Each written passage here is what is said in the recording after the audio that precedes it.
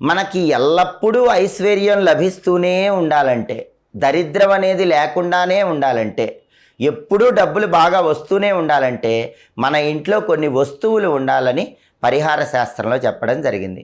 వాటిలో ముఖ్యమైనటువంటి వస్తువులు ఏంటంటే రోలు, రోకలి.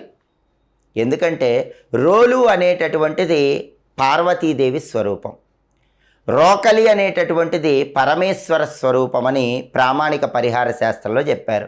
ఏ ఇంట్లో అయితే రోలు, రోకలి ఉంటాయో ఆ ఇంట్లో శివపార్వతుల అనుగ్రహం వల్ల ఎప్పుడు ఐశ్వర్యం ఉంటుంది. అయితే రోలు, రోకలి ఇంట్లో ఉన్న వాళ్ళు విడివిడిగా ఉంచవద్దు.